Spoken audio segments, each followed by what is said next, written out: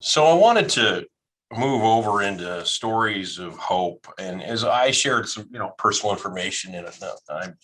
I don't frequently share. I've been open and public about it, but not always. I thought that it was important to be open and honest with this group as we were driving forward because we have such an incredible problem that we are facing as a community together. And and I always remember talking and hearing about success stories, promises, the things that would happen if you found a way to cope with your addiction. And I used to sort of, yeah, well, right, they say that, but well, that really happened to me. And the truth is, everything that people talked about in recovery happened. The world got dramatically better. And so there are stories of hope. And so we're going to hear a few of them, and from some very important people who bring great wisdom, I think, to today's conference in a variety of ways. And first, we're going to hear from Carolyn Bush, who is Chief of Staff for the King County Council and has worked there for more than 8 years. Carolyn has a career in public policy that spans 3 decades. Formerly, she worked for the State Senate Democratic Caucus as Chief of Staff, as well as briefly as their budget and tax policy analyst. And her family includes a teenage son, Wyatt, and 2 very unruly dogs, which I'm sure she'll talk about, Chuck and Betty. She loves to be a mom, and she loves to be an aunt, as well as a cook, camp, cross-country ski, hiker, and commute to work by bike person. You're doing it all. And Carolyn, you're awesome. Thanks. Good to see you. Thanks for coming on. Really great to be here. And it is always a good day when we can share with one another the possibilities for people who are still out there and sick, and the stories of surrendering to win for those of us who have been lucky enough to make it today sober. It's just a beautiful thing. So I'm here today to share my story of experience, strength, and hope with you all. I am definitely an Alcoholics Anonymous person. It was the last place I wanted to end up, and it was the only place that worked for me. So please excuse my very one-sided view of this. I did try other things, I'll assure you of that, and they just didn't work for me, but I know they work for other people. And so I'm very open-minded to whatever works for you. It's just, this is my story and I'm telling you what worked for me. As Council Member Dunn sort of conveyed in my, in discussing my background, I've had, fairly high level appointed positions working in the government. And when you work in the government, particularly Olympia, it's a very boozy place. I mean, things happen, over cocktails, and people sketch out the next budget on a cocktail napkin. All of that is true, and all of it happens. And to be in the middle of it, you kind of got to show up to the cocktail parties. And boy, did I. I had a great time doing it for a really long time, and then it just stopped working. And then my life became really, really narrow and miserable. It was good while it lasted, and then it was terrible. So I knew I was an alcoholic for maybe a year or so before I thought that was a problem. Like, that's how insane this thing is. So the fact is, I knew I was an alcoholic, but I really felt like my life was manageable, because it was manageable. I hadn't lost my job. I hadn't ended up in jail. I hadn't had, altercations that, I was really, things were okay. I just drank way too much and knew I was an alcoholic. Then things started changing, and things started going very wrong for me. And I ended up in places that I shouldn't have been. And great shame came from that. And I had to look at myself and say to my, I'm actually here. Like, I'm in a jail cell. Like, this is not, and it's not anybody else's fault. This is me.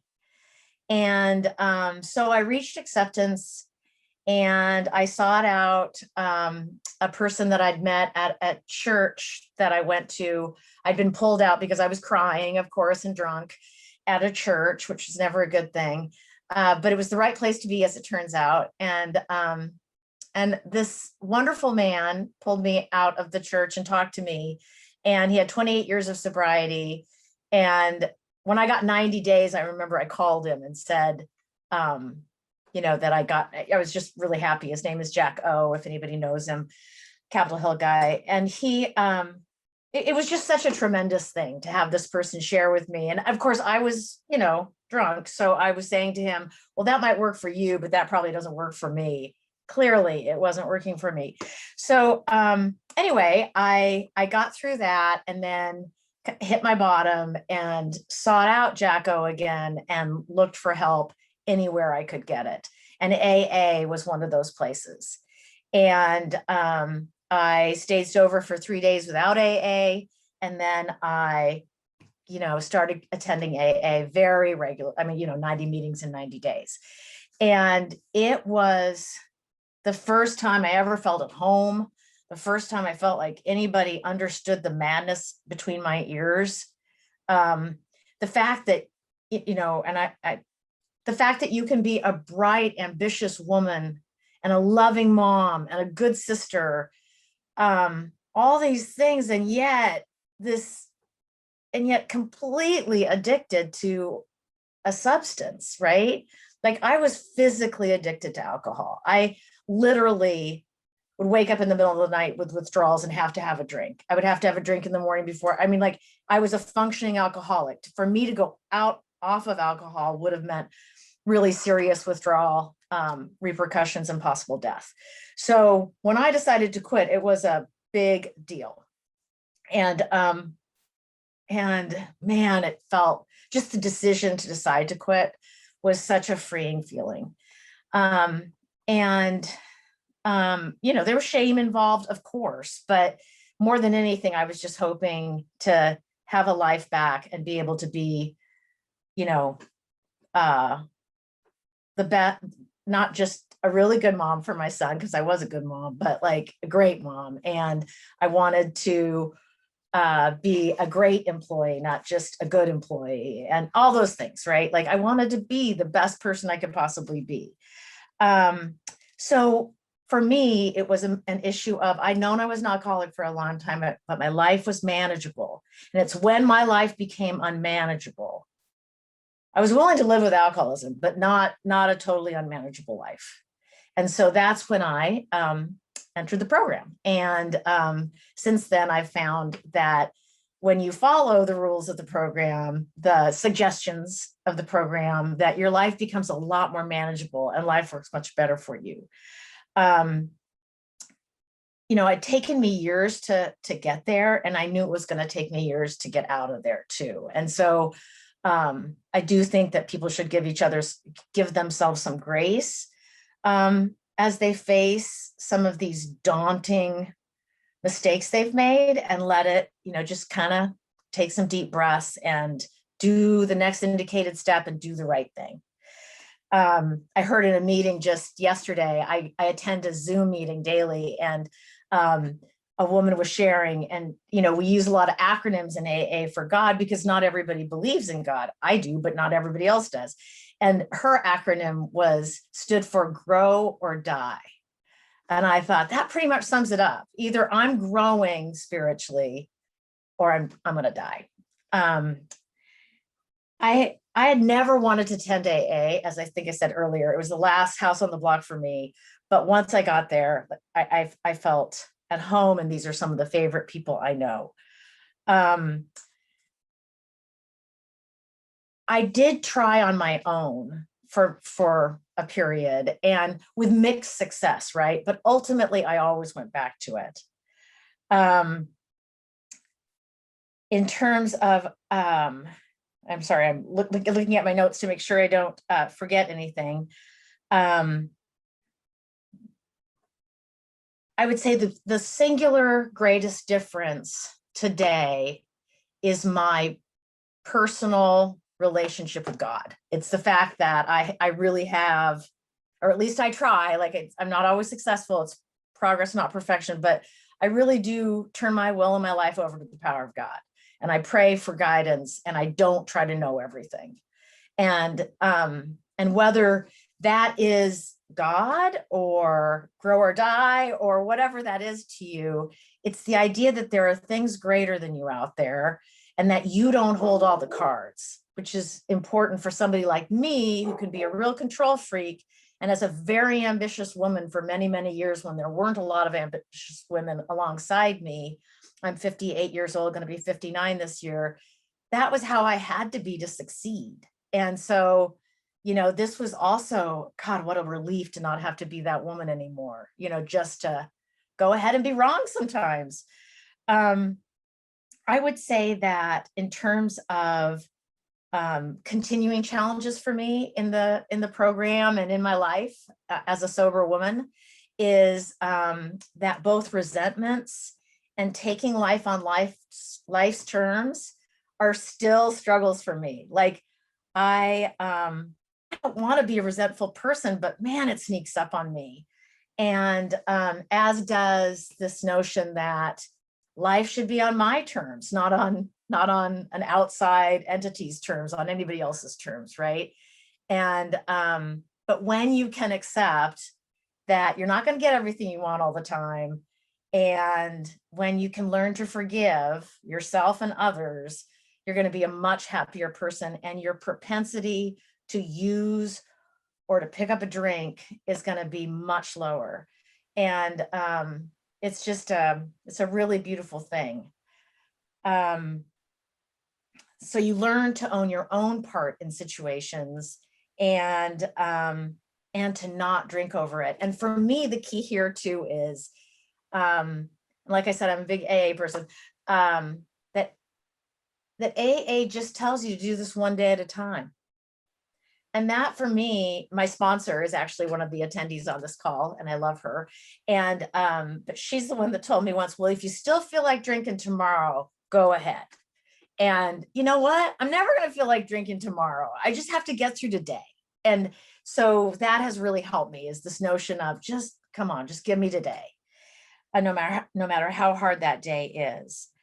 The other thing that's ironic about my particular situation is, because of my job, some people really are out to get me. It's just a fact when you work in politics, and you, especially, partisan politics, or really politics of any kind, when you're dealing with the legislative body, some people are out to get you. And you just have to do the right thing and not future trip. And AA actually makes you especially well suited then for that environment, as long as your spiritual program is working for you. And mine hasn't been very well lately. I've been very afraid. I've been feeling incredibly isolated, very depressed. And so I feel like my sobriety is in jeopardy at times, which is why I've really upped my meetings and have been seeking out help from my sponsor and talking to other people about, what I'm feeling like, when I feel like it, like when I want to drink.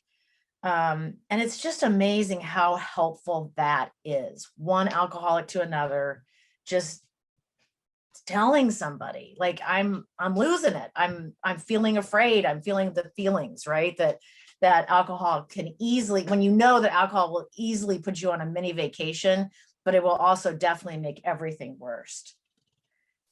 It took me a long time, in fact, to get onto Zoom meetings because I was so terrified about the people out to get me, and I just really was. And finally, last September, I just decided, like, this is going to end badly if I don't get on a meeting. And so I started going. I've been going every day since then, and it's beautiful. 2 people from around the world are on this meeting that I'm at, and we are, all of us, so totally different, and yet telling the exact same story. And so it's really, I think it's really beautiful. I think that the pandemic is a perfect example of life on life's terms, one of our AA sayings. It it forced me to stop the activities that I used to do. And while that I used to do that made me so happy, I love to hike. I love to cross country ski. I love to commute by bike. I mean, these are things I love, right? And they're healthy. And I can't do those things when I'm using. I just can't. And so it was sad. It was hard for me because then the pandemic had stopped us from doing that for a little bit. But then I started getting back out there again, and that really did help to get out there again. But I know that this pandemic has created relapses for many, many people, because I hear it in my AA meeting every day. And where I pray for these people is that they just keep coming back and they just give themselves a day, like don't future trip. And I just thought I'd end with how I get through really bad days. I pray. I always pray. I never pray for an outcome. I only pray for God's guidance, and that I be able to understand that that God makes it clear, what the right next step is for me. And I remember the good things in my life. Like for me, Betty Ford is a hero, because she is the one that came out and was so outspoken on issues of addiction as well as breast cancer, saving literally millions of lives by her initiative. I just think the world of her. I am grateful and seek gratitude. That really helps center me and keep me focused in on just the beauty of being sober, as opposed to the way it was when I was a drunk.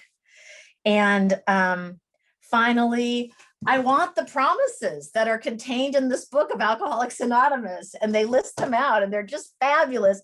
And really, if you're working your program, they come true. It gives you a new freedom and happiness, serenity and peace.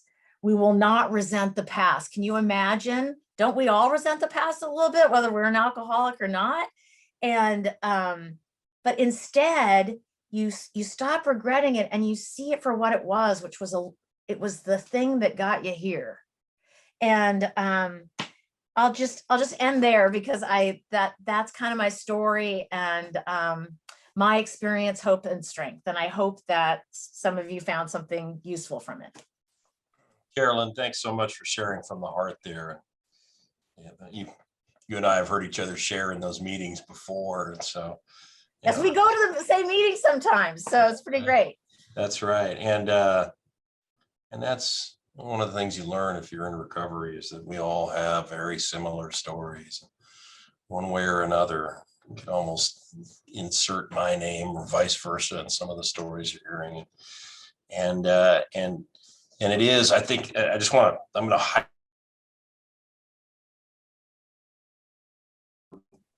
no matter what your sort of approach to recovery is, whether it's sort of cognitive behavioral, which is one way to look at it, or a 12-step program, or some other approach, it really does come down to just one day at a time. My job in recovery is just not to drink today. Like, all I got to do is get through today, make it into bed at whatever bedtime is. And it's a lot earlier today than it used to be. And if I can do that, hey, that's cool. I can do that. I don't have to make the decision to not have a drink for the rest of my life. My only decision is to get through today. And then tomorrow I'm going to make the same decision to not get through. And we just string a bunch of those days together, and pretty soon, in fourth year of sobriety, and all of a sudden, whoa, where'd that go? And I got new habits and new things I do. And that's a healthier way to approach it. So thanks, Carolyn, for your leadership there. You're a pioneer as a working professional woman and somebody who's tackled this issue head on. I'm really proud of you. Thanks. Really proud of you. Let me jump into Erica Barnett.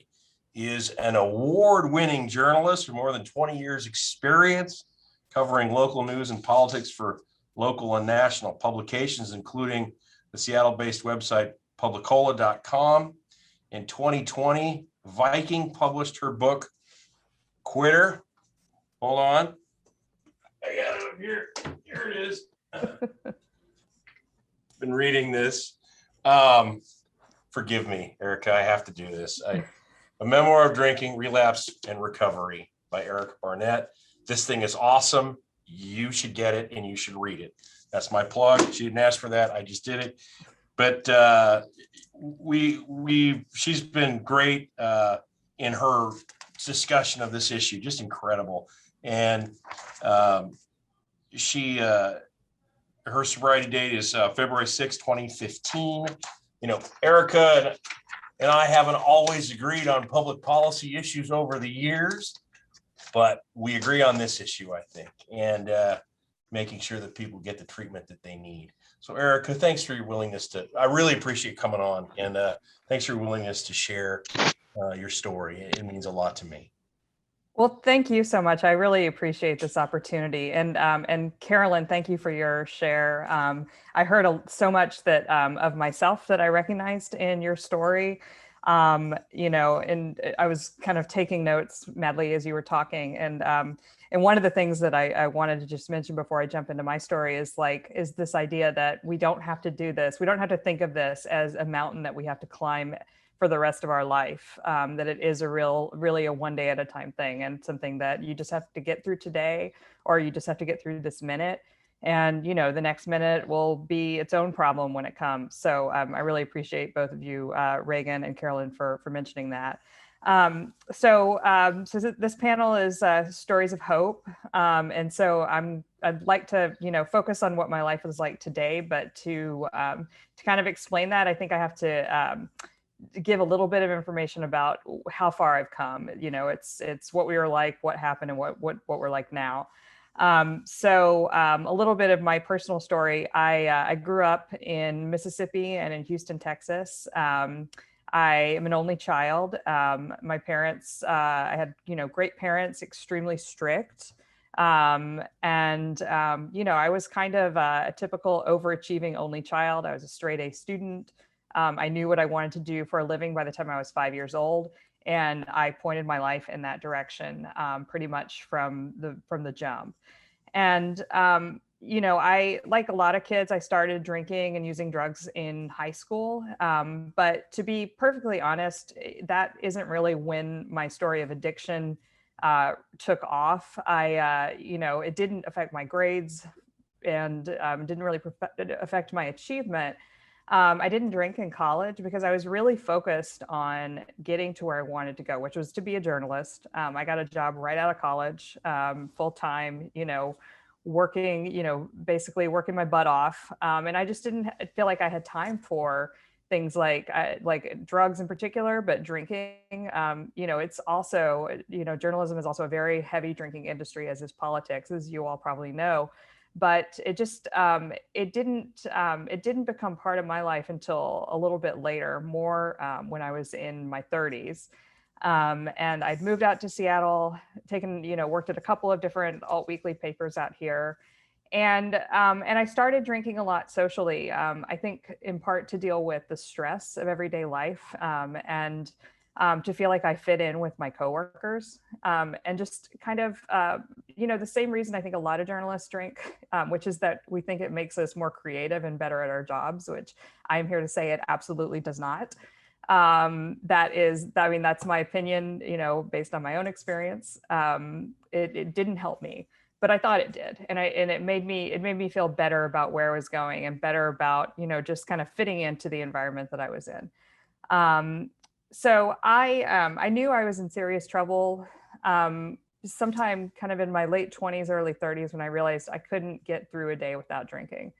When I say that, what I mean is that by the time I started really trying to get sober, I was drinking every day. I mean, like Carolyn said, drink in the morning, wake up in the middle of the night, drink to fall back asleep. Withdrawal is a very, very scary thing if you're an alcoholic, because it's not just the feeling that you're going to die. You actually can die. It's very dangerous. Of course, I didn't know that at the time, but it's a really unpleasant experience. And so, I was going through that like on a daily basis for years. I was, in a lot of ways, I was pretty typical for a female alcoholic in that, you know, once I decided that I needed to kind of keep it in check, what I did was I took it into, you know, the private sphere. So I would drink in secret, you know, stashing bottles in a purse and putting, you know, bottles around the house, and, you know, and sort of thinking that I was fooling people, which I wasn't. But, you know, we tell ourselves all kind of stories to get through the day. Another story that I told myself was that that quitting was a matter of willpower, and it was a matter of just making the decision. And so I decided I was going to quit in around 2008. And what I thought I needed to do, and this was like not based on anybody telling me how to get sober. It was based on, you know, I know what I'm doing and I can always achieve anything I try, you know, if I just put my mind and my willpower to it. So I went to detox, and I thought if I just get out of detox and I have the alcohol out of my system, I'll be fine. And Reagan read my or mentioned my sobriety date. So spoiler alert, I was not fine. You know, the counselor at the detox center told me I needed to go to AA, and I was like, okay, fine. That's great for other people, but I don't need that. And I am also an AA person, but, you know, I'm definitely not dogmatically so. I think there's lots and lots of ways to get sober. For me, I mean, like Carolyn, I tried a lot of stuff, and a lot of it was really, really helpful. Cognitive behavioral therapy was incredibly helpful for me. But the thing that I really stuck with was AA. And, you know, and I think one of the reasons is that when I first started going to meetings, and this was after, you know, after relapsing, and relapse is a big part of my story, I kind of realized that, you know, the first thing they tell you is the only requirement for membership and to sit in a room with other alcoholics is a desire to stop drinking. And I had that desire, but for many, many years, I didn't have the ability. And so, you know, fast forward through years of drinking, you know, more and more heavily, and, you know, things started really visibly falling apart. I was not a high functioning alcoholic. I was a very low functioning alcoholic. I was barely hanging on at my job. I spent, you know, most of my time, pretty much all my time drinking, thinking about when I could have the next drink or where I could get it, or trying to hide the fact that I was drinking and drunk. My health declined. I looked very different than, you know, I look before you here today. And I had all these, you know, ailments, like mystery ailments that I didn't want to admit were related to drinking, but they absolutely were. You know, by the time I went to treatment for the first time, I knew how hard it was to quit, and I knew that it wasn't something you can just decide to do. And I was starting to think it would never happen for me. It happened for other people, but it was just impossible for me. And, you know, my life got smaller and smaller and smaller to the point where it was really no life at all. I tried to quit over and over, and sometimes it would last for a few weeks at a time. And my book is called Quitter because I quit a lot. I got real good at quitting, but staying quit was the hard part. And then, you know, eventually I got fired. And lost my job, which was the most important thing in my life. It was my life as far as I was concerned, and things just kept spiraling. And, you know, if anybody believes in the idea of rock bottom, if you were to look at my life, you would say that was rock bottom. But it wasn't in the sense that it didn't, you know, give me a wake up call or get me sober. I went to treatment again. I relapsed. People started telling me, you know, or people told me later that they were preparing for the fact that I would probably die. So that went on for, you know, for a really long time. I mean, years and years. And then one day in early 2015, you know, after a lot of other horrible stuff happened, I woke up one day and I realized that I was done.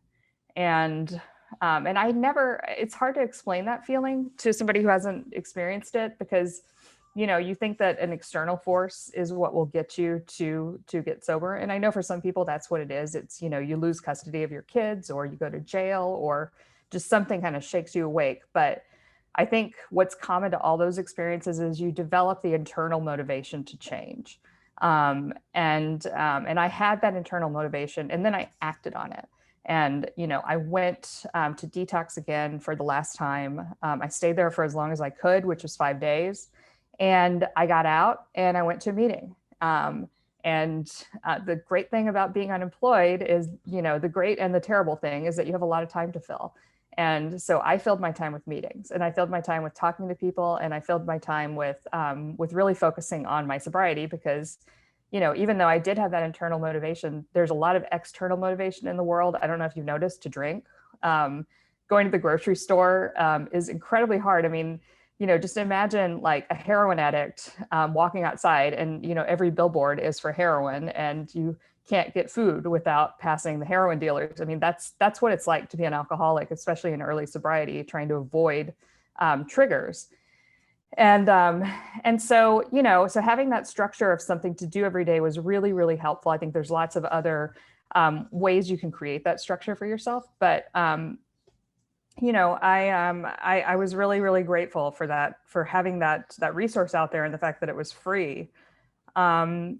And so, to turn to the hope part, I didn't think it was possible to get sober for me, because I think of myself as an incredibly strong person who can do anything. And that's just what, was inculcated in me by my parents, and, for better or worse. And I was shocked to learn that I couldn't just, decide to get sober and then it would happen. And so when it became clear that it was going to be really difficult, I thought it was impossible. And once I finally realized and made the decision on February 6, 2015, my life has transformed into something I could have never imagined, either before I quit drinking, but actually also before I started drinking. I have such a different perspective on both the subjects that I cover as a reporter, and just on, what I'm capable of in life, and the fact that, my job is not my life, that actually the value in my life is from helping people, and from relationships, and just from the things that give me joy. And it's not just my job. Then the other thing that happened is everything external. I mean, as Reagan said, it got better. In AA, they often say, it might not get better, it'll just get different. And that's true. But for me, it got better right away. I paid off my debt. I had like $40,000 in medical debt from just going to hospitals, going to detoxes, treatment centers, and just spending so much money on alcohol. And it turns out it's a lot easier to pay off your debt when you're not, blowing $20 a day on a substance. I repaired my relationships. I have, this is a cliche in AA that I'm sure some of you are familiar with, but I have a life beyond my wildest dreams. My worst day today is a million times better than, my best day when I was drinking. And then just very, very quickly, I think a couple of lessons that I want to leave you with. One is what I already said. If you're trying to get sober, it's really important, I think, to have a non-judgmental place that you can go where you can hear other people's stories of recovery. For me, that's AA. For some people, it's NA. For some people, it's Smart Recovery. For some people, it's group therapy. But hearing other people's stories of hope really gave me hope as someone who felt really hopeless. The second is we have this idea that alcoholics need to hit, and addicts need to hit rock bottom. And I think that's a bit of a fantasy, because I think people can hit rock bottom after rock bottom. And, the only real rock bottom is death. And, for me, I hit what externally to any sane person would appear to be rock bottom after rock bottom, and I didn't get sober. And I was lucky that I developed that internal motivation. So all we can do is create the circumstances where people, can find recovery easily when they are ready. And I think that is, from a policy perspective, without getting into politics too much, that's what's important to do. And then the last thing is, relapse, which is a huge part of my story, is not the end of the story. Most people with addiction disorders will relapse. That is just a fact. And at the same time, a large number of those people will also recover. And in this case, by recover, I mean stop using the substance. And so I think that we need to stop thinking of relapse as failure and think of it as a learning process. Because for me, relapsing as many times as I did was a continual process of learning. And I don't think I would be where I am had I not been through that process, because, you learn how to do better by making mistakes. So anyway, I will shut up now. Thank you all so much. And Reagan, thanks again for putting this together. It's a real opportunity. I really appreciate it. Thanks, Erica, for sharing your wisdom and for your leadership on this issue. I mean, you really are a pioneer. Everything you said resonates with me, and I texted you a week or two ago to share how I felt about it. Just keep it up and keep up leading people. And, that's part of recovery, is that 12 step. And what can I say? I just think one of the things I just want to key on is what you said about relapse. Like, relapse is so hard. It's just the growing scientific belief now that it is a normal part of recovery, that relapse exists. And I always, when I had those relapses that I had, even after a long period, I just felt like such a failure, just an utter failure, and the wreckage that they caused. But looking back on it, they were short, and moved past them and got back up and looked at the big picture in terms of how much better things had gotten. It makes all the difference in the world. So, Erica, thank you for sharing that. Thanks for your continued work. Glad to see you doing this stuff, and I know that we're all better served. We've had almost 200 registrants for the conference today, which is really exciting. Almost 200, so I appreciate that. So thanks, Erica. We'll stay in touch.